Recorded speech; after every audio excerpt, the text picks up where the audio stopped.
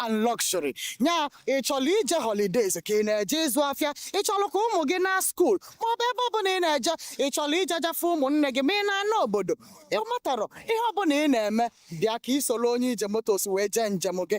Anyị ga-eme kishon ijelu na udo, anyị ga-eme kishon na ebe ị na-eje na ijelulie na-arụ isi ike, enwerokwa ihe ga-eme gị. Ifu gị anyị mekikwe sure na anyị tinyelu nwa security measures to make sure na ụgbọala anyị buluru gị ebe ị na-eje, mekie sure na ịdị safe. Nke a bụ nke ndị Igbo, nke a bụ nke ejirimara ndị Igbo. Ndị ọkwọ ụgbọala anyị, that is our drivers. Inene anya fa na-ejike na njike ndị Igbo wite akwa ọcha ha na-eyi n'okpu mmemme njirimara ndị Igbo. Inekwa n'anya efu na ụgbọala anyị na-achakekwe na njirimara ndị Igbo. Ịnanya anyị ji nsibidi wee desia ụmụ ife. Ọ bụrụ na ị na-aghọta asụsụ Igbo, ị ga-aghọta na ife anyị minil bụ na nke a bụ nke anyị. Ya mere anyị ji wee na-akpọ ndị Igbo niile, na-akpọkwa ụmụ Naijiria niile ka ị bịa sonyere onye ije ebe ọbụla ị na-eje n'ala Igbo, bịa ka ị soro onye ije motos. Onye ije anyị bụ oje mba. Daalụ.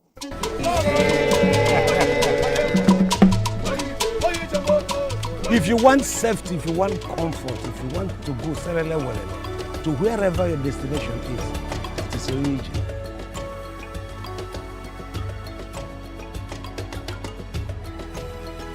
Onye ije moto.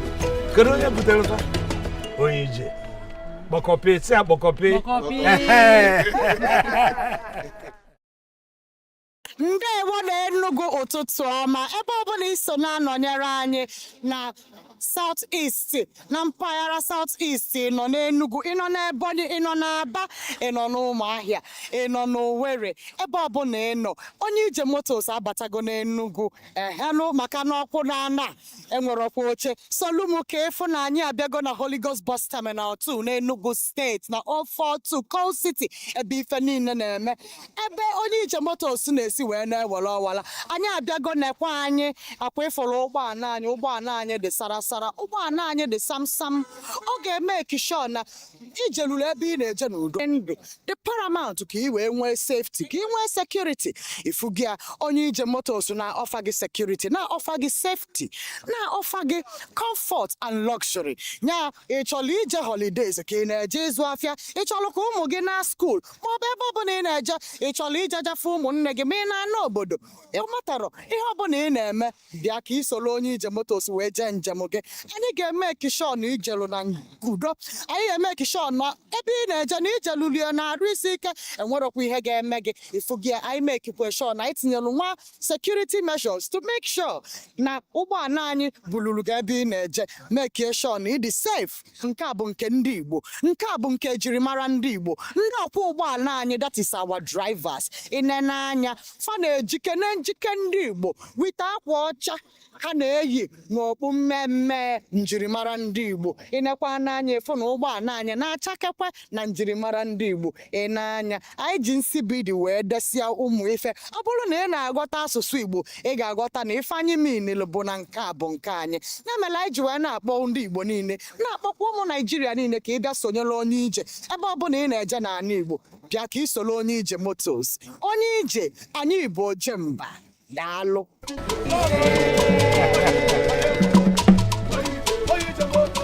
If you want safety, if you want comfort, if you want to go to wherever your destination is, it is your region.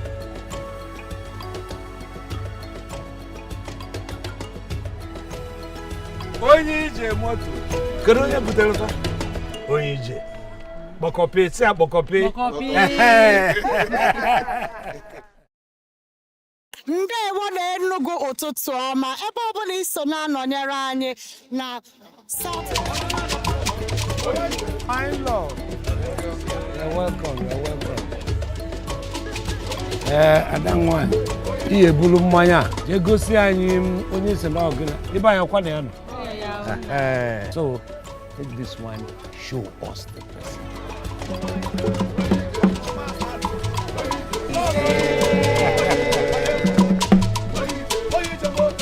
If you want safety, if you want comfort, if you want to go to wherever your destination is, it is your region.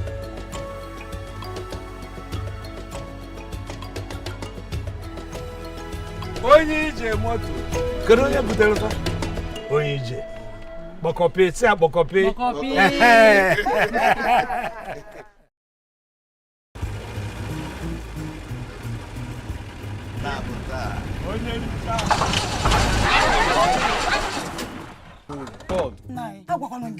We shouldn't have used this bus.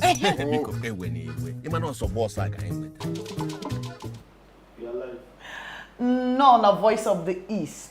Dalo utotoma. Good morning to you. Ebomuni no wene sonyelanye. Click here na the subscribe button. Ki inweke na enweta notification mgbe na bia online.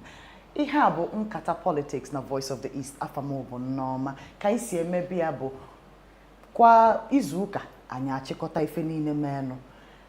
Izuụka gara aga anyị wee kpa nkata dị na ya wee malụ ka o si wee gbasata ụmụ Igbo ịghọtago ọchịchị etiti nke central government in Nigeria na ka o si gbanyere ụmụ Igbo na ụmụ kelekele akụkọ 1 or 2 nke metụtakwala anyị etinye ọnụ ọ bụrụ sọ m ya akpanya bụ nkata n'ụtụtụ a meyo na ya mana ọ bụrụkwa sọ meyo ka mụ na ya nọ n'ụtụtụ a ihe anyị Igboko ọ nọ n'ụtụtụ a anyị na-anọ na Voice of the East ihe anyị keke eme n'ụtụtụ a ọ dịkwa gị n'iru mana meyo keke eme this morning achọkwa Michael idu a little more imago ine manya n'iwe ifu na ifu na not just akwa na anyị na-achị ọchị n'ụtụtụ ka anyị nọ ifemele buru ibu ịghọtago from Monday gara aga ifemele na akụkọ ọkali mana nke mmele ọfụrụ bụ na abalị onye anyị na-anụ na ndị nọ na Benue steeti na-alụ na-eme ebe anwa up to mmadụ 200 ka a na-akọwata na ndị herdsmen a mmele ife mberede ife melụfa ọnụ ada akọ ife ndị anyị fụgasị na media ife anyị fụgasị bụ pictures and photos pụta anụ dị very sad mana bifo anyị elu ebe anyị ebido n'isi ya na Monday gara aga nwunye onye isi onye ọchịchị anyị na Nigeria, the wife of the president, that is the first lady, Mrs. Oluremi Tinubu, was in Enugu State last Monday to commission the GTC, that's the Government Technical College that the Governor Peter Mba has pimped to the Imago, that's a pimpoli and kenefe enyero egotago, which has made everybody happy. Mana I know na enezianya egotago bunaka first lady anya bialo. The traditional heads anyị na Igbo, that is most of our Igbo's ndị nke anyị na imago na itinyele ife n'aka ka fajide fa gbakọlụ wee chie first lady anyị Ugosimba na Igbo. Now, why that has sparked a lot of controversy ka anyị amaro mana these two gentlemen nọ na akụ fa yenyelu m aka ka fa kọwata ife melụ onye ọbụla ji wee na-agba tikitiki. In fact, ndị Igbo ụdị iwe na-ewe ndị Igbo n'internet last Monday ya ajụ m onwe ife ọzọ menụ biko kedu ife melụ title ọkwa ya ugogbe anyị nyelu first lady anyị ka ọ bịalụ ka ife melụ onwe ife dị wrong with it. Ọgazam n'ọnụ.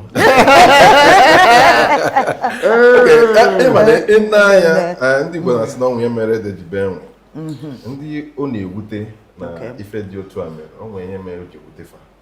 Ndị na-enwekwa n'obi anwụrị na enyere nwunye eze na-achị obodo ụdịrị taịtụl ahụ nwekwana ihe mere ajụ dị ya. Mana ka isi wee nee ya anya, ndị Igbo na-adị ọ na-adị aka mma na mmadụ rụchara ọrụ mgbe ọ pụ n'ọrụ ọ na-arụ ewezie nkwanye ugwu nye ya. Ịma na-enye mmadụ taịtụl na ọ na-arụ ihe ọ kwesịrị ịrụ. So otu a bụ ebe izizi ị ga-anọ wee nee ya anya. Ebe ọzọ ị ga-anọkwa wee nee ya anya bụ na akụkụ nke onye na-enye taịtụlụ mebi na ọ nwee ihe ọ fụrụ o ji wee nye onye dị otu a ugwu akwanyere ya. Mana ịjụ onwe gị na mbụ ndị na-alụkwa ụdị ọrụ a na-aga a na-akwanyekwado ha ụdịrị ugwu akwanyere onye nwunye eze na-achị obodo ka nke ya dịzi iche maka na ọ nwere ndị na-arụ ihe a na-arụkwana ya karịa right na-arụ ya karịa anụ nke nwunye eze na-achị obodo bụ one of ka o mere ya na omeme ọ nwere ndị nọ n'Enugu a ịchọ mkpọ afa ngwa gị fe a na-alụgasị n'inyere ụdị ihe a nwaanyị a bịa mee n'Enugu a ọ nwekwa nke ọ dị ịghọta a sị na a na-eri ji a na-atụ ede mgbe ji na-ama ndịkwa afụnye ọzọ a ga-eli onye nke bịa mee otu mgbe m na-ehi ya ndị nke na-arụ kwa ụbọchị kwa ọnwa kwa arọ erekọgnaizụrụ ha ọ na-adị m ka ọ nwere ka ihe si eme ọ dị na ka ya dị appreciate ndị nọ around us n'ihe ha na-eme ọ na-adị ka ndị si fa n'ebe dị anya wee bịa abịa mee gbi ọ daa gbam ọ dịzie ka onwe pụrụ iche ha mee mana ọ na-adị mma ndị Igbo si na na-ebudo ọ na-adị mma isi n'ụlọ marụ mma wee pụọ ama ihe mere oke ya mekwara ya ogene maka na ọ nwere ndị na-arụ ya onye itinye aka n'obi si na anyị na-afụkwa ihe na-eme jisi n'ike mana ọ bụ na ya dị erekọgnaizi ndị na-eme ya na be anyị na-erekọgnaizi ndị si pa ọ dị nnọọ ka anyị amara ihe dị otu a na be anyị taa ka gbugbo mụ amasị na ọ dị mma ma na ọ dị njọ mana m na-ene anya ihe mere ọtụtụ iwe ji dị ya n'obi ndị ọzọ wee na-enwekwa na anwụghị ọ ga-adị mma na emete nwa mmadụ emetakwa nwa mmụọ ka anyị nwa bụ nwa mmụọ kịta maka na erekọgnaizụrụ ihe anyị na-arụ ebe a mana ka isi emeta nwa mmadụ nekwa anya na ọkwa ụmụ mmụọ na ebe a na-arụ ọrụ netakwa ha otu ahụ ndị na-arụ ọrụ onye nwanụ bịa ka ife ọ na-arụ that is the main thing.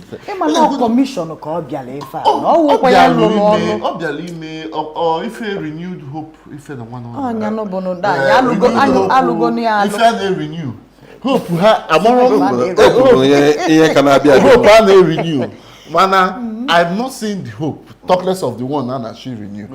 That is what she came to do her renewed hope ife na commission kwa that GTC. Well done on commissioning the GTC mana ọ nya alụ GTC. Oh, yeah, governor Enugu. So key for melu. I dem come when you medical students. As a part of her ife no the renewed hope na na renew. As part of ife on me, yota. If I who ife oji her own or ministry or office as first lady of the country. Then me omega in a different ọtụtụ states in Nigeria. Nke a bụ done ndị Enugu. Mana from the need. Nwere ife bata be gị? Nwere ife bata be gị? Okay, na akọwata na ọ bụ na enwe ka o si wee lu anyị aka n'anya aka na ama. Ka ife na-eke. Ịma na isi na ojebugokwa n'obodo ndị ọzọ ma ife a. Ka ife mee na ndị enyere ọkwa nne m iji ya. O jelu echichi si ngwanụ na-eme ọfụma nekwa na echichi asị ndị na-eme ọfụma. Maybe na ọ nwere ihe o mere anyị iche. Maka gebe ntị onye isi ala anyị abịago na Anambra. Enye dike Gọvanọ Soludo wee nye dike na-achị mba na Anambra steeti. Nwunye abịakwa Enugu kịta. Anyị enye gị ogosi mba wee bịa. O nwekwara ike nwa ya nwoke Sheyi bịa anyị enye ya nwa si mba wee bịa. Mana ife na-ekwu ọsọ anyị bụ ndị Igbo na-enyebe imago isi ọchịchị anyị enye echichi si ngwa daalụ na ịbịalụ na be anyị. Amakwa m na anyị na-enye ndị si esi wee bịa be anyị na-emelụfa ife.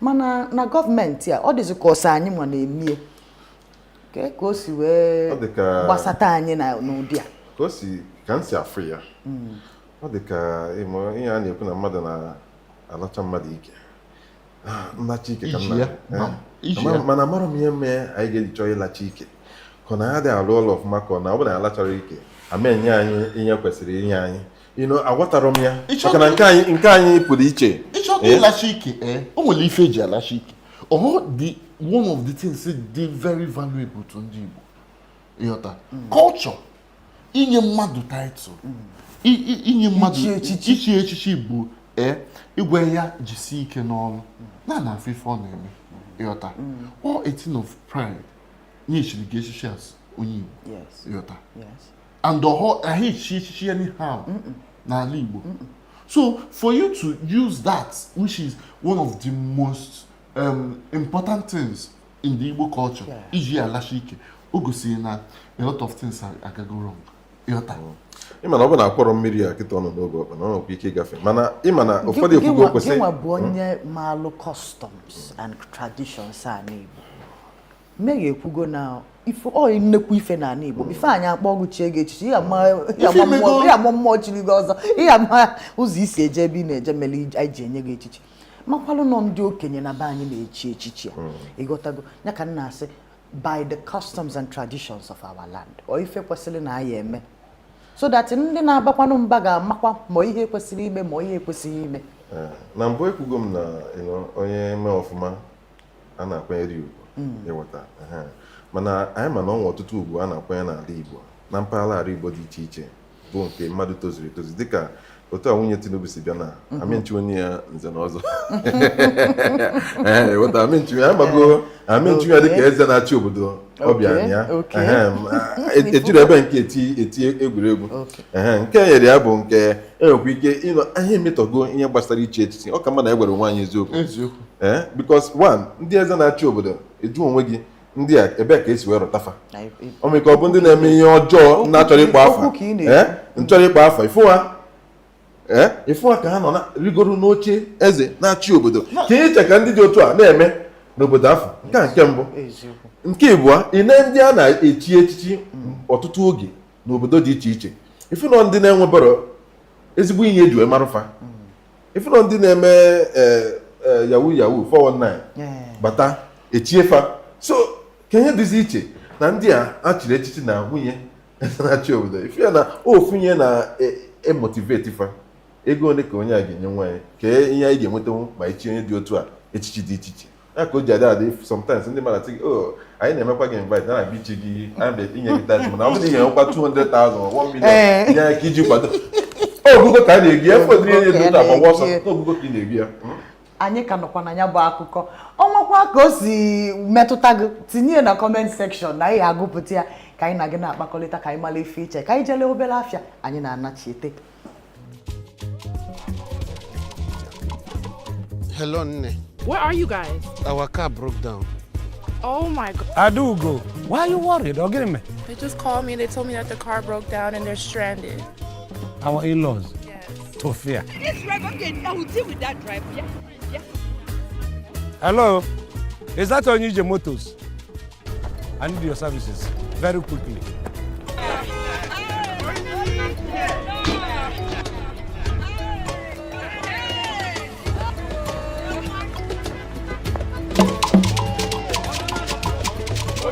My love. You're welcome. Adangwa. Iye bulu mmanya. Je gosi anyị onye se na ogina. Iba anyị kwa na ya no. So take this one, show us the person.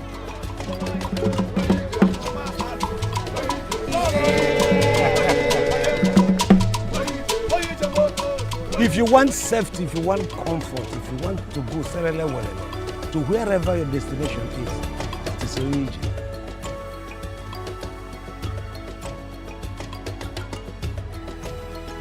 Onye moto. Kedu onye butere fa? Onye Bokopi, say Bokopi.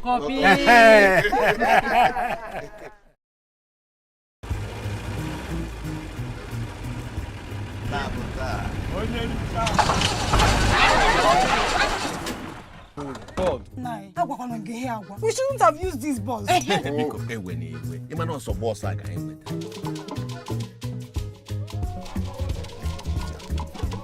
Hello, Nne. Where are you guys? Our car broke down. Oh my God. Adugo, why are you worried? Or get me? They just called me and they told me that the car broke down and they're stranded. Our in-laws. Yes. Tofia. This driver, I will deal with that driver. Yeah. Hello? Is that Onije Motors? I need your services very quickly.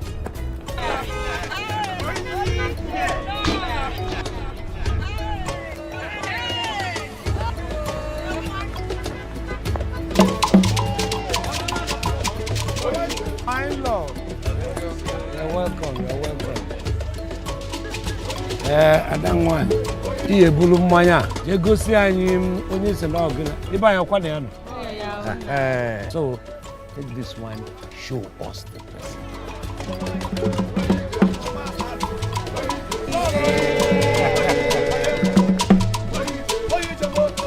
If you want safety, if you want comfort, if you want to go to wherever your destination is, it is so easy.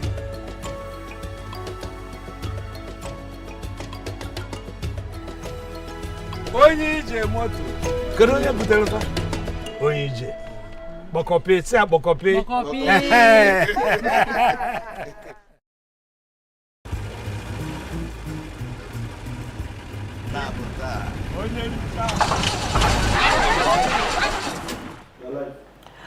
daalụ na ịnọnyere anyị ihe a bụ nkata politics na Voice of the East. Ọ bụrụ ọsọ mụ na ihe anyị na meyon ya n'ụtụtụ a anyị ekwugo maka ife gbasatalụ echichi echiri nwunye onye isi ala anyị bụ Mrs. Oluremi Tinubu.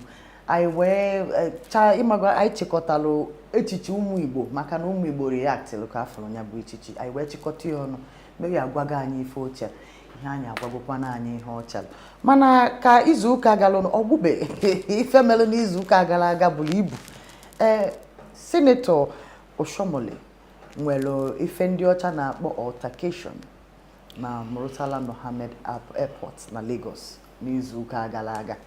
Ọ wee bụrụ na ife melụnụ bụ maka ihe gbasatalụ delaying of his flight, something ọ bịara n'oge ife ịkpagonu ife gbasatalụ ife n'enu ịghọtago na ha agacha ka mmadụ si wee chee. So because of nya bụ ihe melụnụ Senator Oshomole wee short wọda anụ m achọ asụsụ mmeji wee sụ ya ka ọ hapụ ịbụ na ịmago na ịdị too forward mana there was a shutdown and a delay at the airport, which the Nigerian Airport Association has also come out to also say that it wasn't as bad as it is. Mana, ife na-eme n'obodo a bụ na ịma na so nke a na-akpọ social media anya na camera phone. Ịma God ka o tinyekwula anyị na one corner because aka akụkọ then ife anyị follow na social media anara abụkarị ofu. So mana anyị follow visuals of ịmagono altercation na-aba mba na-emechisi ife na-akpọchisi ife ndị polisi ịmago na-aga left right and center mana nya bụ ihe mee n'udo na ha resolve go ndị APC edego statement the senator edegokwa statement n'onwe nke nyanwa mana omume a sọsọ ya bụ ihe melu Nigeria si wee na-ajụ ajụjụ wee na-asị biko maka na mmadụ bụ gọọmenti official o kwesịrị na onye bụ onye kwesịrị ịda iwu ma onye adagodo iwu ma onye afọ onwe ya na ọnọdụ ọ na-ekwesịghị ịfụ onwe ya onye ekwesịrị iwe pawa ya wee tinyebe Nigerians na ụdị gbagharị ya na-enwe ka ọ dị ka isi wee fụ omume Senator Oshomole onye ihe mwute mgbe m na-ekiri ifele na-eme m ifele because obodo anyị nọ na ya ọ na-egosi na anyị na-agbada agbada in all indices. Onye bụ a government official kwesịrị inyere aka wee build the structure systems for the nation nye jizaki ya na-etisa na introduce ihe na-akpọ nkalitocracy nkali onye kali nwanne ya ogbuo ya. Do you even imagine na when ndị nwere ike nọ n'ụlọ airport for instance when emergency situations when ndị nwere surgery when ndị nwere interviews when ndị nwere contract agreement sessions a ga-eje meet ya ofu onye maka na ọ nọ n'ọkwa riri elu wee wee ọzọ dị mgba wee nọchie mmadụ niile ihe a bụ omume jọgburu udene sigbu nkakwụ. It should be condemned in the highest places. And for aka federal government ji na-eso this thing, it's setting the wrong precedent. Because onye ga-egosi na nkarịa meyo mgbuo ya nkarịa onye mgbuo ya ọ dịrọ mma. Ihe ọbụla issue inwe with airpeace can be resolved na court. Sue them if you think they're right. Issue ufa than being at the center of obstructing other people's businesses. Ọ bụ na nso na ndị ihe a metụta anyị institute class action against that person. Because ọ bụ na-emere for me m na-eche na anyị nwa na-eso eme ihe nsogbu na-adị n'obodo anyị ji akawanye njọ.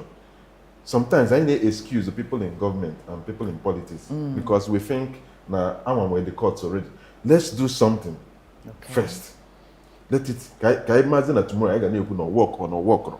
But did we do something? Do we just fold our hands and say, when you have senator, can I say, can win against senator? Can I make a kita? Ndi bosi 1 million bono no bo tupu agafe. Maka na agafe no so buka. Ifili na nya bụ mmiri ka na anyị n'ụgbọ maka na ọ dịkwa m ka nya bụ mmiri agafego ikpele anyị na-agbagote maka na ọ na-agbagotekwa everyday makwalụ na anya bụ nwoke bụ former head of labor that is or somebody personally Imagine, human yeah. sympathy when sympathy for the average Nigerian mana ọ dị ka for an attitude ma party na-achị anyị n'obodo APC sometimes I lota the House of Rep member from Abia State jidelu cabman ya chọọ ịkwụ ya timba nta ya ịghọtago ya na ya na-abụ na-akpọtụ n'ịntanetị mgba anyị afụgo behaviors of bullying imago bullying na escalate ka na-ekwu ya anyị na-deal with terrorism and this herdsmen attack makwala na Benue State nọ na nnekwute nsogbu and ife mela ya eji wee kwuo maka Benue State bụ na Benue State bụ ụmụnne anyị ebe enwere ụmụnne anyị nọ na Benue na-asụ Igbo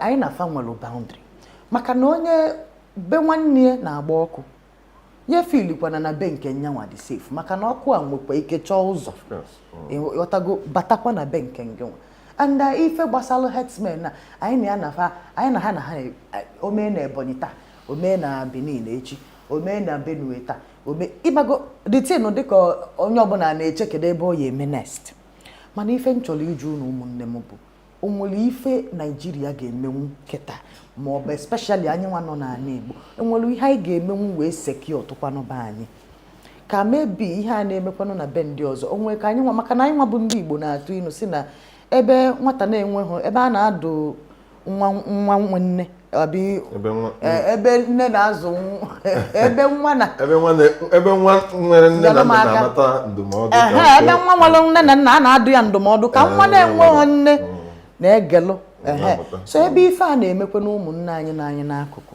kekwa na ife anyị nwa ga-eme etu anyị si enene n'anya ịgwa gị eziokwu amadụ ife anyị ga-eme maka ndị nwa na-egbusisi ọghọta ka ebidoro egbusi ha ọghọ last week Friday ka ebidoro egbusi ha anyị na-anụ maka ife na-eme na Benue for the past how many months or the past this present even the former administration. Oh yes. Right? When Otom was governor, he also fought this. He was even more proactive. What did he more proactive than this present one Nazafun? On Nazafun, so if it was your kubuna,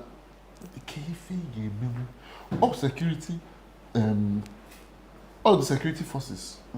When they have security, or else then the community should take, actions into their hands. Okay. And I have to go to see Samuel Otom when he was governor of Benue, who now, he advised his people to go and take up arms and defend themselves. There was a time Abia attack, the people stood up to the attackers. Although one night, DSS and police raided their houses. Now had their weapon. Otom was always saying it now, the hands of the government is in this thing. Do you understand? That was why he was very, very vocal against Buhari's government, if you remember. A lot of things. See now, Nyawabu governor na his people name Kahadozie Abia from federal Skataya. So Keifin go as an ordinary person. It's a very sorry situation. It's a very sad situation we are in now in this country. Malukita na know in a very, very in a helpless situation. Mahandi one question na echekwagi. Wunde ya bia ndị one na shi go opportunity igbu. So it's a very, very sad situation. What if I get me? Mo achana anyị ga-akwanye ndị na-achị obodo ọkụ maka na ndị Igbo na-asị na eburu ozu onye ọzọ na-aga ọ dịka ọkụ ka egwu a na-ekwukwasị na ọnụrụbe nwanne ya agba n'ọsọ isi wee kwuo ọkwụ ụmụ nwanne anyị ndị nọ on the other side dịka ndị anyị nwere na State Houses of Assembly, Federal Legislature anyị ga-akwanye fa ọkụ ka ha kwu na ọnụ onye ọbụla dere n'ikwu maka ihe a na-eme ka o si wee dị m n'obi anyị nwere akara ozi ndị a niile anyị nchedewere ha ka ha kwube nke okay mana ifu na this ndị Benue melu protest last week eji police bịa scatafa. So the thing now is that our leaders the norm to most of the things I know. Even Tinubu, the president himself, couldn't release a statement on what happened till after the Pope and other, I think, was it the Republican senator that said something, commented on it. It was till late last night he released a statement. So these people don't care. They don't care.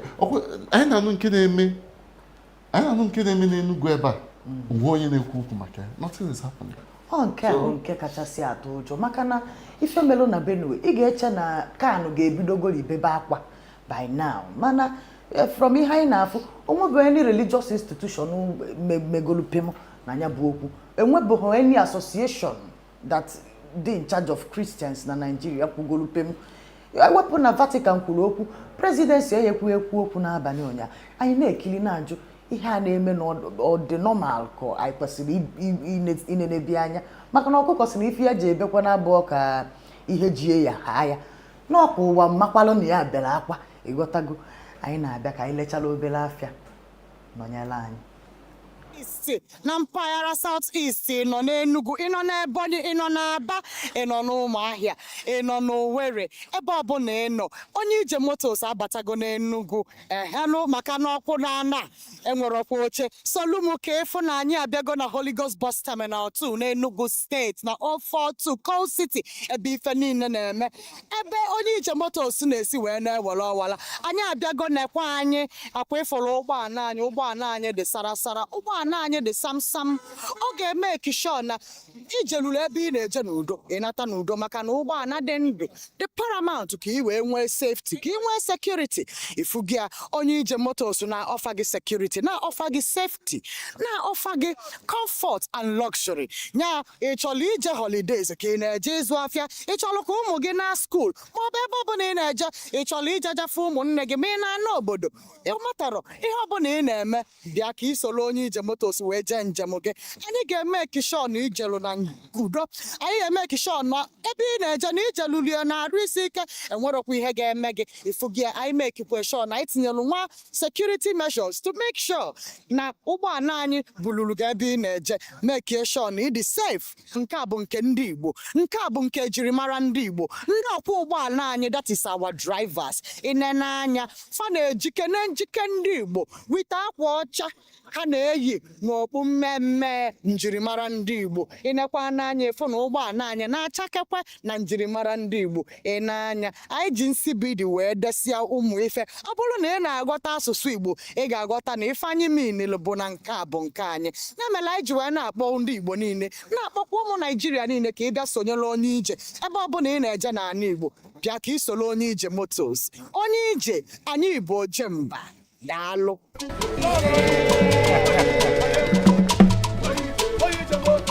If you want safety, if you want comfort, if you want to go to wherever your destination is, it is only easy.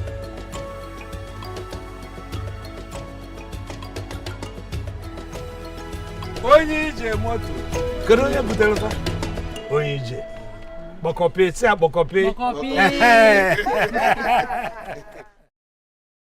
Ndewo na Enugu ụtụtụ ọma ebe ọbụla iso na-anọnyere anyị na South East na mpaghara South East nọ n'Enugu ịnọ n'Ebonyi ịnọ n'Aba ịnọ n'Ụmụahịa ịnọ n'Owerri ebe ọbụla ịnọ onye ije motos abatago n'Enugu daalụ na ịnọnyere anyị nnọọ ihe a bụ nkata politics na Voice of the East anyị akpago that is anyị esigo n'ụzọ nke a banye n'ụzọ nke a maka na ine n'anya ọ dịka ofu eriri bụ ihe ji anyị ofu eriri ka eji kenya bụ ihe nke ịtọ ọtọpe nya bụ entire mbụ ebe niile yelo oye maka na June 12th Nigeria na celebrate Democracy Day. It has been celebrated throughout our entire independence.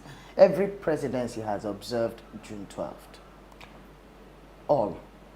The only president that did not address the country on this particular day, which was Thursday last week, was President Bola Tinubu, who decided to address the legislature and other lawmakers in the country instead. This also caused us to ask questions. Ma ma ịmago ụmụ kirikiri ewepụ tinyekwa wepụkwa ịmago na president anyị bata wetala anyị a new national anthem which we all accepted ịmago all a normal thing mana nke enyerozi democracy day speech though na a lot of people feel na democracy anyị enwego ka o si wee nwee record mana asị na ife kwesịrị ime na ekwesịrị ime ka esi eme so ka ife mee na president anyị emero the nation address na this past democracy celebration why do you think? Amakwa m n'obi ya mana beda ma May 29 ma June 12 anyị ga-ajụ onwe gị bụ anyị nwe democracy anyị bụ the most fundamental question maybe president anyị recognize gị na ya nwere ọ na-eje ka ọ chọọ ka ọ maka oge ekechinata ya bụ ngwuru o nwetazie ya yeah because m gwara gị ihe niile ịlụtụchara aka na-eme na ndị na-achị achị na obodo anyị gosi gị na enwere new system of government bụ nkalitocracy onye njide onye ọkara ya tigbuo ya onye ya nọ na ya so enwere democracy because ọ bụ na enwere democracy ka ihe bụ democracy ọkwa ọchịchị onye kwuo uche ya ị ga-ekwu uche gị n'obodo a ịnọ ya onwe mmepe ị na-afụ na-egosi gị na onwe ndị na-achị achị anyị ncha ji aka anyị enwetara onwe anyị ma nchekwa sekuriti ogbe niile na-efu na nwe sekuriti onweghị na-edependị na nke gọọmenti na-enye ogbe niile efu n'Enugu ebe anyị nọ most places around awa na-enye onwe ha mmiri onye ọbụla nwere jen igwe eji enye ọkụ so kee uru ụzọ obodo na-agbakọta ọnụ ruo ọrụ onwe ha ụzọ so a na-ekwu okwu demokrasi anyị ji onwe anyị ka ihe bụ demokrasi ị nwere iri ekwu uche gị ọ bụrụ na ọ nwee ihe si n'aka gọọmenti na-erute gị ọ bụrụ na agụmakwụkwọ nwa na a na-agụ ya na ụlọ akwụkwọ nwa a na-agụ dị akwụkwọ na ọ dị mma ụlọ arụ ike ke a ga-ekwu one arụ one onye na-agba anya mmiri bụ ihe na-eme n'obodo si nwere demokrasi ebe mmadụ na-amekwu obi ya ka o si dị whether ma ọ dị njọ ma ọ dị mma that freedom is not there, it's not existent. There's no democracy. Sort of Nandi now will go and say na democracy. Or democracy. Because even ka onye nke no achikita na bata all the serious, the intentional, conscript all the institutions into one. Nke ga no under his command and leadership. Right? So ko okwu Anthony na-ekwu ma ụka agwụ na-ekwu na even makani ndị no kan broze kant media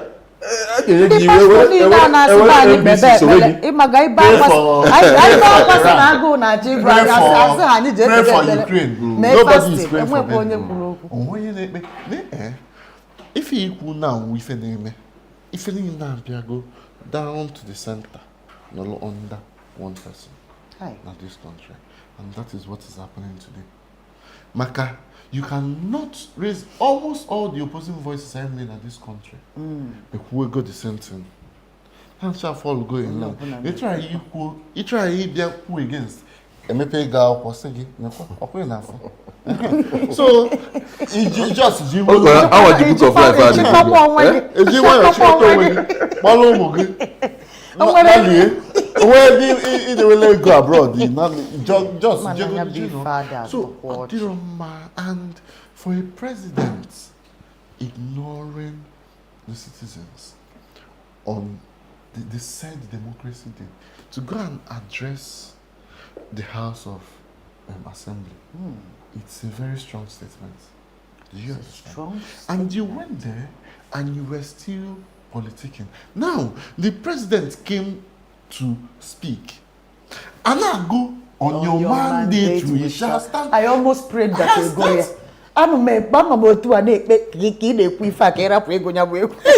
Like, in the place of the national anthem. Democracy Day. National Democracy Day. For you to see the way Nigeria, okay for democracy and Nigeria. Makaya observe any single thing about democracy. Not single thing about democracy. No single thing. Yesterday, Ministry of Agriculture Council praying and fasting 3 days. Family Institute. Ka Nigerians ka igbakọta aka ọnụ ka anyị wee amara m enu ife mkwu asị m gị no ministry Of agriculture. Agriculture. Okay. Aduka has no ministry, no only ministry. Echamokano, mgbe mfobolo the statement, Echamokano na akwado nya bekpele ma no Ministry of Agriculture. Anyways, statement ifanyelo to debunk this, not debunk because I cancel nya bekpele I cancel. So for we say na the ekpele fatinable for untimely death, not to curb poverty or famine or lack of food in the country. Because if you basal on timely death, na Ministry of Agriculture. All the interconnected. Okay, na kubo.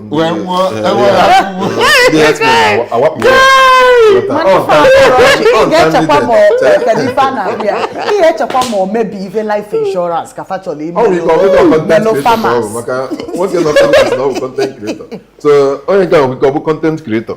An entire ministry of agriculture. And they create content everywhere. So.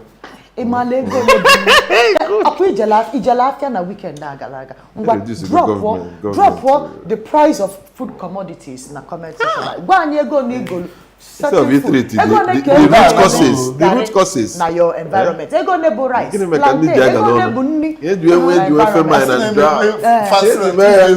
the issue. The issue within our road. I will be the raw.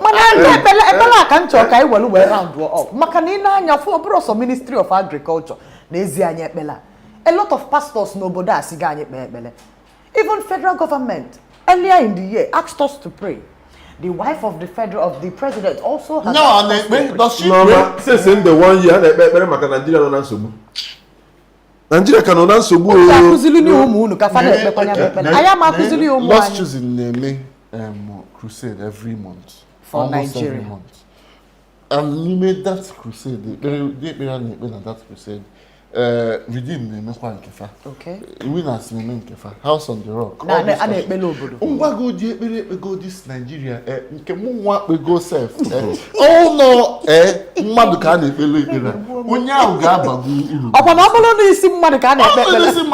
dump this prayer. All village problem. The most the very amusing. Ministry of Agriculture. Against untimely deaths. Okay. Nobody now for only. Hey! And if you go to Potale, you will make Belano, and make that petition for pray. He went after he got fear.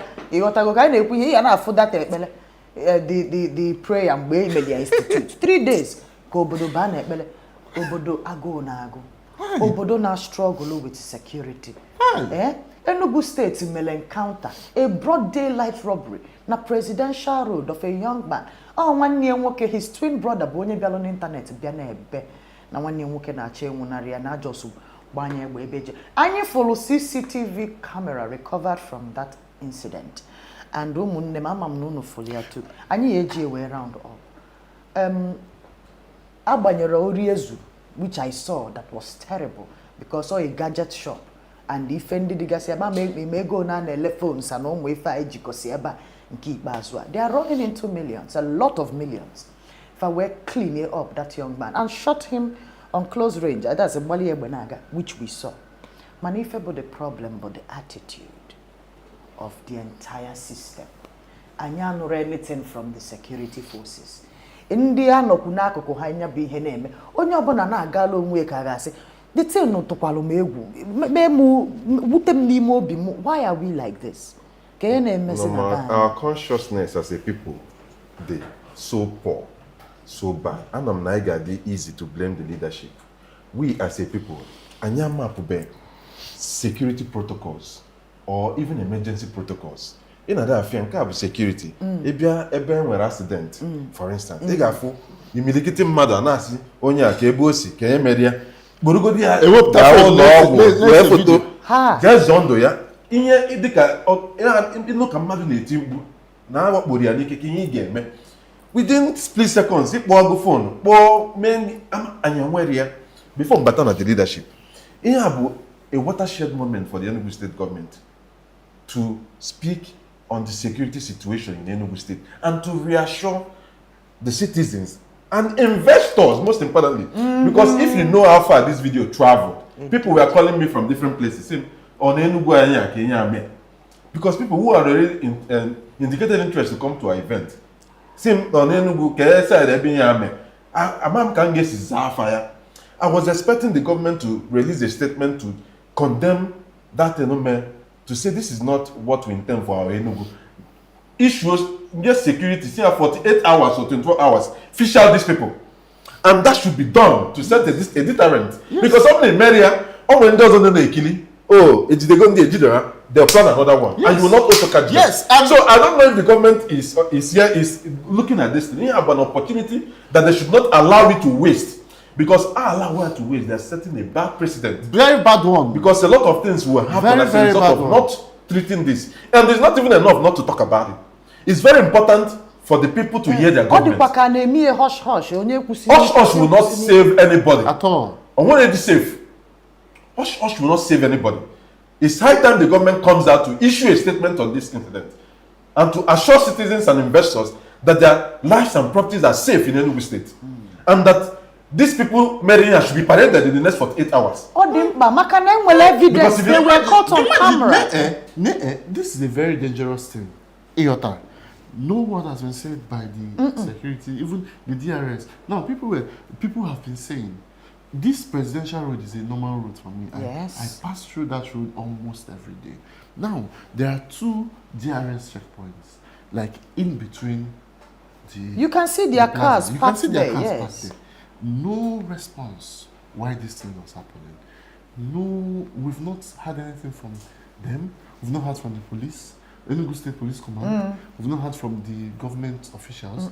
We've not had anything. And now, these people have still even, they might even be planning their next attack by now. This is a very dangerous thing. It's better you nip things like this in the bud now that it's still early. Before it turns out to something we can no longer control.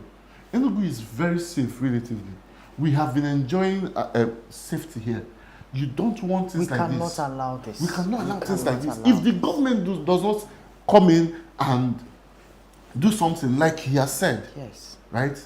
We are heading to somewhere very dangerous.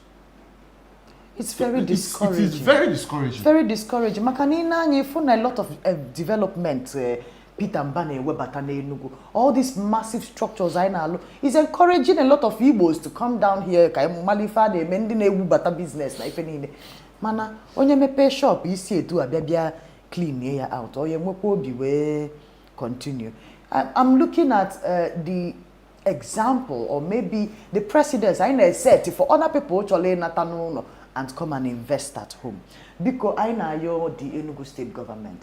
Kitinye anya n'ife gbasalu security na Enugu biko. Na Enugu na-asọkwa n'anya ụsọ anyị achọrọ ka ndị ajọ mmadụ mebiela anya. Ịghọtago anyị na-ayọkwa ndị gọvanọs nọ n'ala Igbo. Biko na unu n'anya unu afọ ife na-emegasị na around us ndị nọdebela anyị arụ afọrọfa ka unu maka unu etinyekọta aka ọnụ ka unu mala ife unu ga-eme to protect ala Igbo specifically. Ụmụnne m nwe ife unu ga-agwa our audience ka anyị pịachie. Asị na ntị ga ya bụrụ na ọra ka ugbu ata. Ipuchago onye niile ekwu. The synergy adịrọ within the government in the east. Maka onye ọbụla na-achị nsilo abụọzi mgbe a na-eme ike otu onye igwe bụ ike ka anyị na-achọ kịta. Gọọmenti Enugu gbanye aka nke nọ n'Ebonyi gbanye nke Imo, Abia na Anambra chịkọta ala Igbo, secure ala Igbo, mee ka ndị bi n'ala Igbo prosper. Onye aka anyị chọ ọ bụrụ na ege anyị tinye aka anyị chọ n'aka uru ọ nwere ihe ọzọ anyị na-ayọ. Mayor.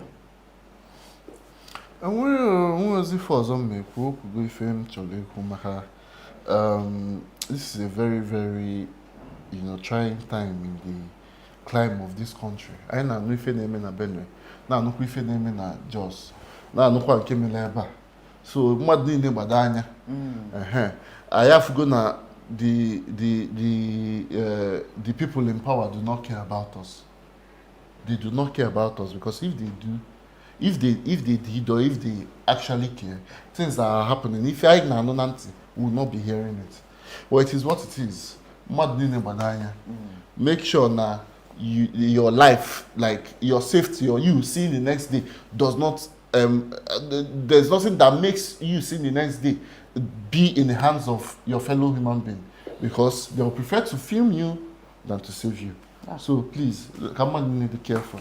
Una Nogonia, while you're out there today, gbadokwa anya ka mayor si wee kwuo uche gị dị n'ife ị na-eme and try to be safe ka emesịa maka na ọkwụ na-ana enwere ọkwa oche solumu ka efu na anyị abịago na Holy Ghost Bus Terminal 2 n'Enugu steeti na 042 Coal City ebe ife niile na-eme ebe onye ije motos na-esi wee na-ewere ọwala anyị abịago na-ekwe anyị akwa ịfụrụ ụgbọala anyị dị sarasara ụgbọala anyị dị samsam ọ ga-eme ekishọ na ijeluru ebe ị na-eje n'udo ịnata n'udo maka na ụgbọala dị ndụ dị paramount ka ị wee nwee safety ka ị nwee security ifu gị onye ije motos na-offer gị security na-offer gị safety na-offer gị comfort and luxury nya ịchọrọ ije holidays ka ị na-eje ịzụ afịa ịchọrọ ka ụmụ gị na school maọbụ ebe ọbụla ị na-eje ịchọrọ ije jafe ụmụnne gị ma ị na-ana obodo ịmatarọ ihe ọbụla ị na-eme bịa ka ị soro onye ije motos wee jee njem gị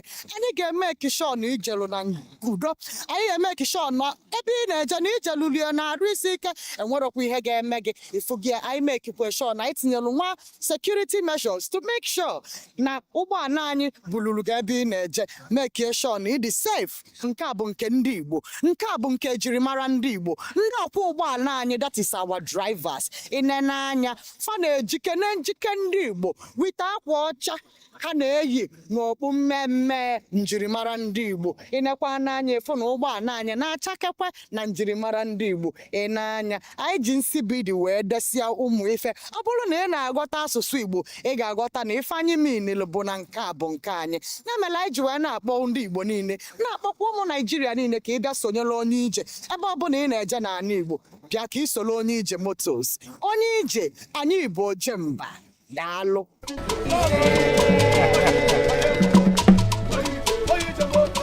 If you want safety, if you want comfort, if you want to go to wherever your destination is, it is only ije.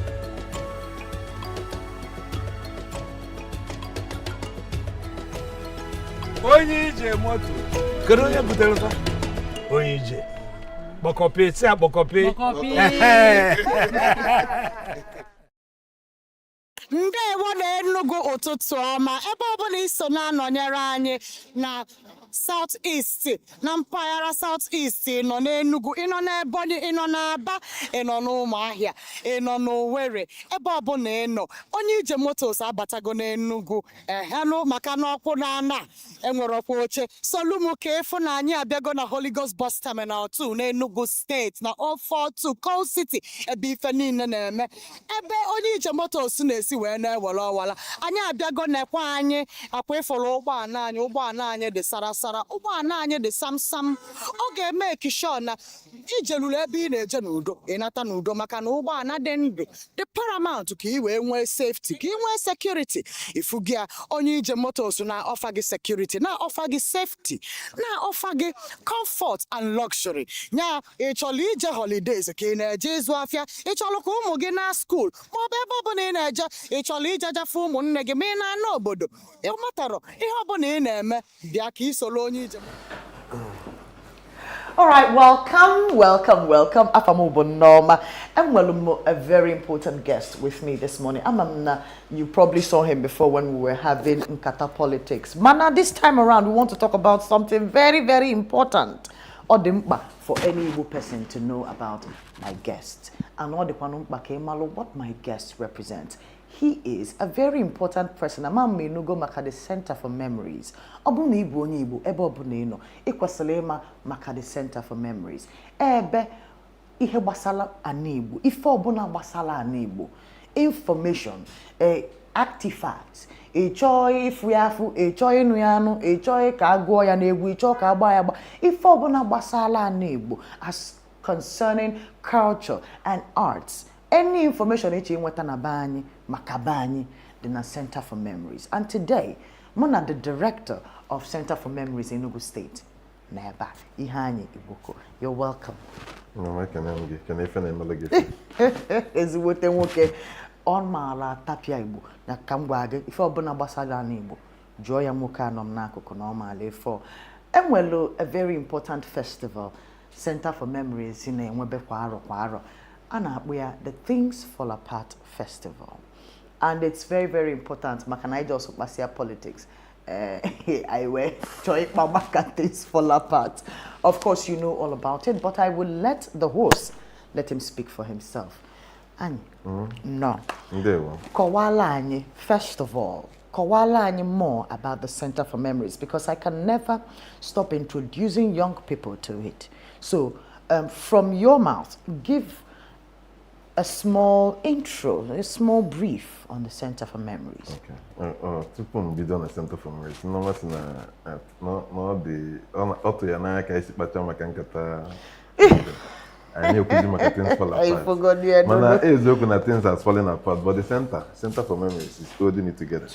Yeah, you know. So talking about the Center for Memories. Center for Memories bụ amam ka nsi akọwa ya maka na nne anya n'ọlụ anyị na-alụ.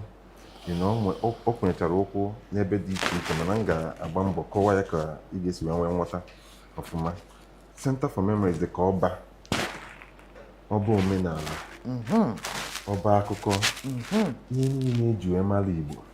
Ọlụ anyị na Center for Memories bụ inye aka fụ na anyị na-edozi ya ọfụma, na anyị na-emekwa nyocha gbasatara ọtụtụ ihe ndị mmadụ na-amarọ, fụkwanụ ndị na-arụ ọrụ gbasatara ihe eji mara ndị Igbo.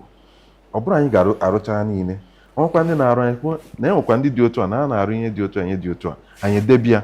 Ọ bụ na onwe ndị si mba ọzọ, maka ndị si mba ọzọ na-abịarị nne na senta ịbịa mee nyocha maka ihe dị iche iche eziokwu. Dịka na from ọnwa Mee to July anyị nwere mmadụ 25 si from ụlọ akwụkwọ mahadum ama ama dịka na Princeton, Harvard, na Yale, you know.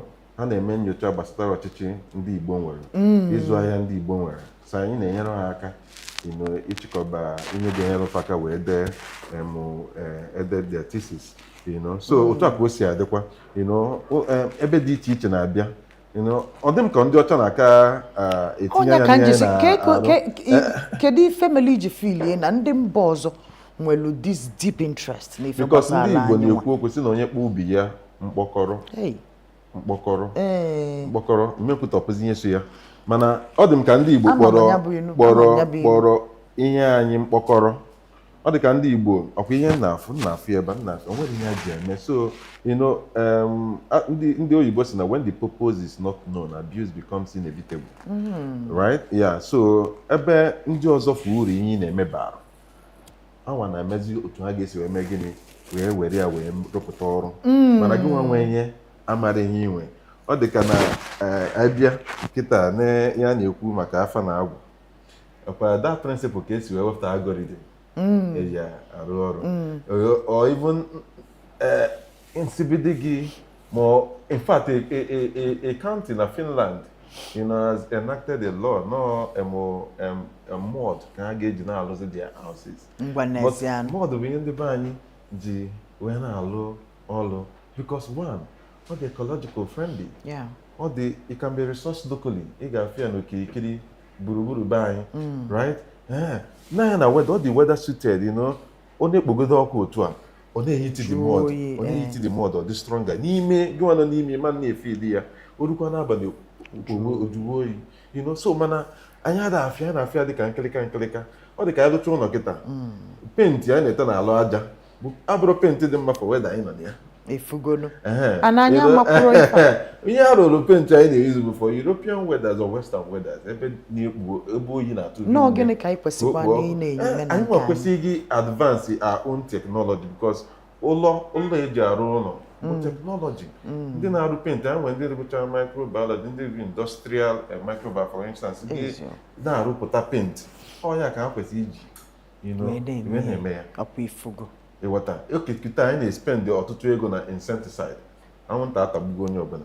Mana a na-ewe cowdung, nshi efi etesasị n'alụ aja, because ọ na-achụ mosquito ọsọ. Ekwukwana ife ọzọ. Mana ndị be anyị o si gbuo onwe ya. So ọlụ anyị na-alụ na senta bụ inye aka ka ndị mmadụ mara uru na mkpa ụmụ ihe ya niile bara.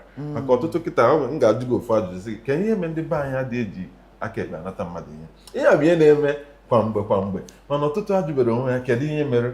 So ọrụ anyị na Center for Memories, asị anyị na iwere aka ekpe nye na ịmago na aka ekpe meanilo nke dị njọ, ọ ife agwala anyị dị ịgbakwu n'ụka ịghọtago ụka sokwu ụka si anyị na aka nri bụ nke ọma na aka ekpe bụ nke ọjọọ ụka ga-ajụ ya adịọkwa m sọ na ụlọ ụka ya ajụ adịọkwa m sọ na ọrụ ụlọ anyị ụka bụ ya ime ajụ ka ihe a niile pụta ife ka ndị mmadụ mara maka na onye na-eme ihe ọ na-eme ọ mara ihe mere o ji emere ya o nwere ike ọ kwụsị sọmde ike gwu ya mana ịmara ihe na-eme ike gwugodi gị izuo ike ịkọntinu kwa maka na ịma ihe mere iji emere ya onye ama anyị na-arụ na Center for Memories anyị na-eme ka ndị Igbo ma ndị na-abụrụ ndị Igbo ndị na-afụta ndị Igbo from ebe dị anya ka ha nwee nghọta miri emi gbasatara ala Igbo na ndị Igbo.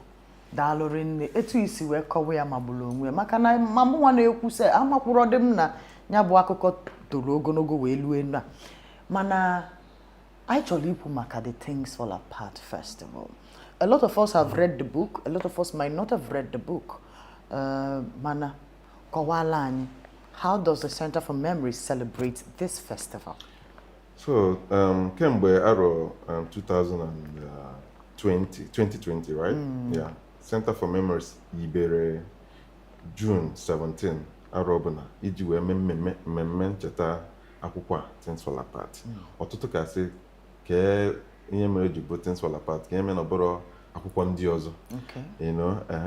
Ị na-anya na akụkọ mba dị iche iche efu ka ha si wee wọrọ Things Fall Apart. I think Encyclopedia Britannica named Things Fall Apart as one of the 10 most popular books in the world.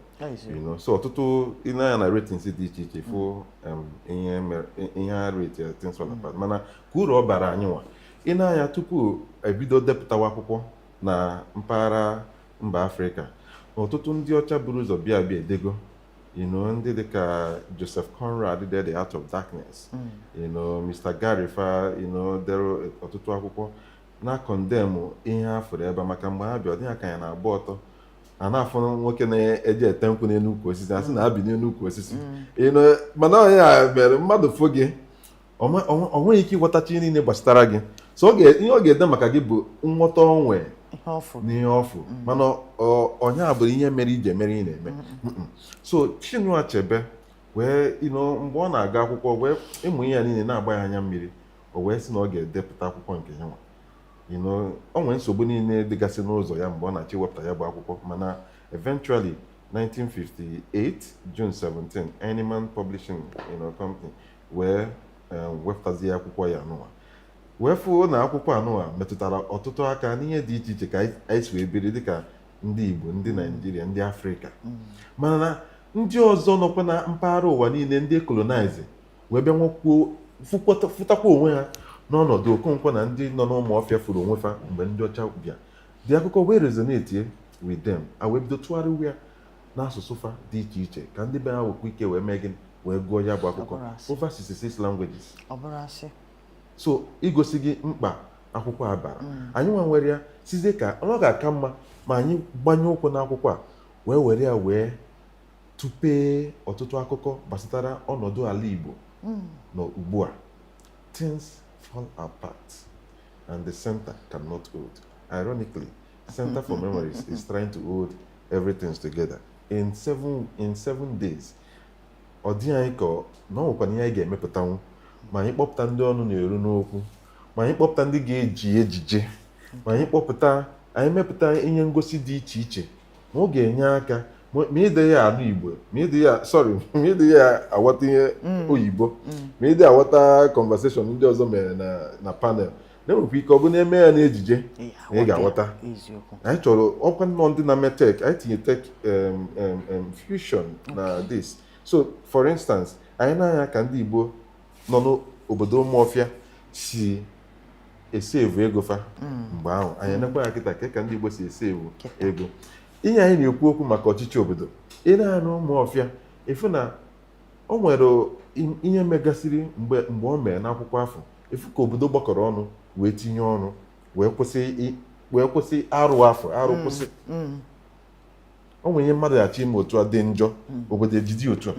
mana kịta ihe ọjọọ na-emebe anyị obodo ọdịnọkọrọ obodo niile a na-akụrụ aka si emesiwe ike so ọ dị mma ka anyị rotere onwe anyị ndị anyị bụ ọ dị mma ka anyị rotere onwe anyị ebe anyị si abịa maka na onye na-amarọ ebe mmiri bido mawa ya ma mgbe ọ kwụsị maka na senta kwụ na nkwụkwụ atọ ofu nkwụkwụ bụ maka ụnyaahụ nke ọzọ wee bụrụ maka taa ọzọ wee bụrụzie maka echi so ihe ọbụla anyị na-eme bụ igosi na nkwụkwụ taa nọkwa n'ime ihe niile ọ bụgodị nothing fall apart ajụ onwe ka ihe mmụta dị n'ihe mere eme ma mgbe ochie kedu ihe anyị na-eme ugbu a kedu ihe ka anyị ga-esi wee tụgharịa ọnọdụ anyị ka ọ wee dị mma kedu ihe anyị ga-akwado ime n'echi na-abịa abịa maka nọọ nkata a na-akpa nkata otu obodo wee na-adị ma obodo wee na-emepe nkata bụ nkata ziri ezi Nwaada Chimamanda bụ onye ga-ahazizi okwu niile maka o nwere ozi ma okwu o nwere ịgwa ndị Igbo ọ ga-abịa n'Enugu anya ọ ga-abịa ọ bụ sọsọ ya ga-abịa ọtụtụ ndị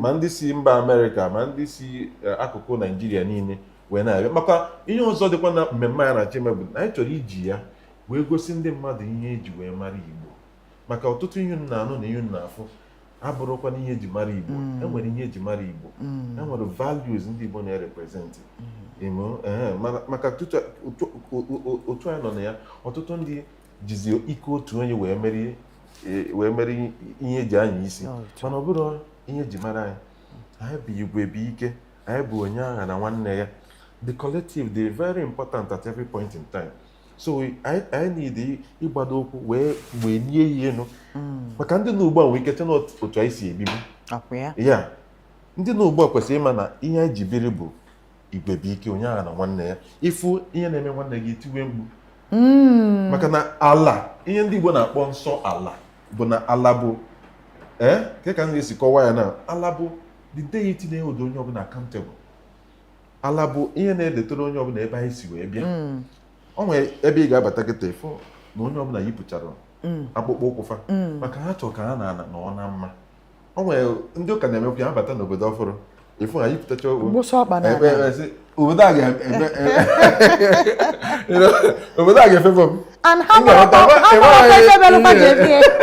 ị na-eme ya mana esi na mmadụ na-eme omenala dị nnọọ ka onye a na-eme ihe ọjọọ mana omenala bụ ihe dị n'ala obodo ọbụla nwere ihe na-achịfa ka alafa wee mee gịnị wee dị mma ihe ọjọọ onye Igbo na-achọrọ ka eme ya bụ iwepịa n'ala ala nna ya ya bụ o nwere ndị Anambra dị n'ala Igbo mana anwụ otu a ọsịgodị ya bụ Germany ka ahụ a ga-eburufa bunata ya bikos na achọ ka ha na-ana ọdịdịsi so ala bụ ihe jikọtara ọnya mgbe ọdịnala omenala ji wee bụrụ ihe niile dị n'ala omenala ndị Arochukwu nwere ike dị iche from omenala ndị Nnewi ala abụrụkwa otu maka ndị na-asị n'ala bụ otu ịga na njikọ ọka ihe dị n'ala ahụ nwekwa ike dị iche na ihe dị n'ala Nsụka anana ndị nwe so ọ dị very important ị na-ana akwụkwọ anyị na-ekwu okwu ya ihe merụ Okonkwo o ji wee bee akwa rinne bụ mgbe a chụpụ ya n'obodo ara asaa gịnị ka o mere o gburu onye obodo fa o wufuru ọbara ala adịghị achọ mwụfu ọbara mana ugbu a na ala anyị na ala Igbo na mmefu ọbara a na-emefu onwe eze na-asọ nsọ ala anyị niile chetara onwe anyị mkpa ọ dị chetara onwe anyị the values ji anyị together as ndị Igbo maka na ndị Igbo na-ekwu okwu na ikwe amarọ ibe ezie nna m daalụ na otu isi wee nyere anyị aka wee gbulisie nya bụ ihe ka anyị wee na-agụta kedu ama m na ịkọwagokwu ya mana gụpụtala anyị ka ife ndị anyị nwere ike ime expect ya bụ echi ọkwa echi bụ nnekwute ụbọchị ma lụkwa ka ị ga-esi bụrụ onwe gị bịaba na Center for Memories echi ifugo kedu ife anyị na-eme expect echi ọkwa echi na-abịa abịa echi maka na from June 29 to July 5th so 7 days mkpụrụ ụbọchị asaa ka anyị ga-celebrate ya bụ festival so ụbọchị nke na-abịa abịa anyị na-arụ Ụmụọfịa village so anyị chọrọ ka ndị mmadụ nwee a totally new experience because ọ nwere ndị na-amara ka anyị si biri na mgbe ochie so anyị chọrọ ime ihe ngosi dị iche iche ga-enyere ndị mmadụ aka ị na-afụ ihe na-eme ụbọchị tata ị na-ekwe anya ihe mere mgbe ochie anyị ga-arụ that festival village na ogige Center for Memories so anyị ga-atụ anya na ndị mmadụ ga-abịa nwụta ihe na-emegasị ebe afọ ị ga-afụ Obi Okonkwo ifụkwa ụlọ ndị nwunye ya dị iche iche ifụkwa ihe ndị ọzọ nna m kwugasị kịta maka mma nka mmụọ so a ga-enwekwa onye isi ndị NCAC National Council for Arts and Culture bụ ihe ga-abịa gbapee ya bụ because ihe a bụ a global festival so and ọ ga-etinye ala Igbo na Nigeria ọ na-ahịa pedestal so anyị ga-enye ya nkwanye ugwu ruru ya so ndị dị iche iche ndị nweta mmasị dị iche iche na-abịagasị a ga-enwekwa ndị anyị ga-egosikwa egwu eji malụ ndị Igbo maka na nwa Igbo a na-akpọ Gerald Eze jikwa egwu ihe ndị Igbo ji akụ egwu eme egwu nke ya na akụkọ na egwu ma ịchọ ịkpọ ya ihe ọ na-emegasị ọ na-akọ akụkọ ifo na-ejikwa ihe dịka ngelenge ụba aka wee na-akpọ ya so anyị ga-enwe ọnọdụ anyị na ya ga-anọ na mgbede Sọnde mbọsị ife a ga-ebido wee duru anyị wee na-aga maka mmecha na ọ nwee nkata a ga-akpa ga-esi from akụkọ ọ ga-akọ so ọ ga-amasị m ọtụtụ ndị sonye n'ihe a ga-eme mana mbọsị Mọnde ya anyị nwekwara art exhibition maka anyị akpọgo ndị na-eme nka dị iche iche si ya tulekedunu ihe mere na Things Fall Apart ma gbarie ya n'ụzọ dị iche iche ka ndị mmadụ maka anyị chọrọ ka ndị mmadụ mụrụ ihe wee bịa so over 30 persons tinyere ọlụfa so and ife niile a dị related to the subject ị ga-afụ interpretation dị iche iche ị ga-afụ ka esi gbalie a na-achịkọbi ya kịta a ga-enwekwa nkata dị iche iche ọ nwere nke na-amasị m bụ ọ nwere ndị Igbo na-ekwu na n'ụlọ asị na otu dike na ama odogwu maka na a nwere ya na-akpọ usoro ndị be anyị adị amazi ya na-akpọ usoro ugbu a onye ọbụla chọrọ ịbụ odogwu anyị chọrọ ilu n'isi mmiri ozugbo odogwu mana odogwu bụ ihe kachasị mkpa ndị Igbo nwere nke a na-akpọ dike ọ dịkwa ka anyị ewelugo ya bụ okwu weli ya wee dobe n'akụkụ adị akpọzi nwoke dị Emmanuel ọ na-ekwu bụ ka nsụ n'oyibo the peak of mastery the peak ya ma eji fụ dị ochi iwe onye kacha ete nkwụ ya na-adị kpọkpọ dị ochi dị ji onye ga-obufute ji otu a onwe ji ihe na ya ga na-ama aka dị mgba onye ga-abụ ojide gị na mgba otie gị na so a na-etoru ya etoru dibịa onye bụ amamihe ya n'ihe dị iche iche ka nke onye ọzọ dịka ndị a na-akpọ prọfesọs dibịa ka ha kwesịrị ịbụ naturally ndị Igbo mana nke dibịa ịma na adị amụchi ya amụcha ịka bụ nwa ọrụ mgbe ọbụla ma nke oyibo ma nke ndị oyibo kịta maazị m ka a na-afọ ejekwa ife a na-akpọ training na-ejekwa achọ m itinye maka nke anyị na-afụ n'obodo anyị wee soro oke na ngwere kịta bụzi prọfesọ so mana di nkata a bụ nkata onye dịka Nze Tobe Igwe ga-abịa kpa n'Enugu ebe a because ọ dị mma na anyị bido kpawa ya bụ nkata ndị na-eto eto ama na-enwe ya na-akpọ usoro ọ bụrụ ife onye ji ego kịta ụfọdụ ife aka ọma ji ego ọ dị ya ka ha dị ka ya ozugbo mana ọ nwekwa na ihe nwoke megasịrị ọ nwere usoro nwoke sogasị ọ nwere ihe ndị o megasị efi ya ịma mfe ihe ahụ o megasị ọ ka mana gị tinyere uche gị ọ bụ na ọrụ ka ọ mụrụ ọ bụ na o nwere ihe o megasị for many years wee bụrụ odogwu dike ọ bụ mana gị nwa odogwu bụ onye na-eme ihe ike ime ihe ike onye ọbụla marụ gị ozugbo mana ihe gị iji wee marụ separate odogwu from dike bụ dike nwere staying power ọ bụrụ once ka ọ na-eme ya kwa mgbe dị steady dị consistent na-emekwa ihe ahụ mere ya o ji wee dị ebube ọ dịkwa mma na unu na ya wee na-akọwacha ụmụ ihe ndị a na-egburisie because young people nọkwa n'akụkụ na-ekiri ife niile na-eme with so much confusion so I'm happy na Center for Memories nọ around to put these things in perspective. Onwe ife nwere to tell ndị anyị na-expect na-abịa for this festival ka ife faya ebu n'obi ka ife ị na-expect na ha ga-amụta from the entire experience. Ihe kachasị mkpa ha ga-amụta bụ ihe ji mara Igbo, ihe mere Igbo jide ebube, ha ga-amụta ya. A ga-anụkwu n'ọnụ ndị ọkachamalụ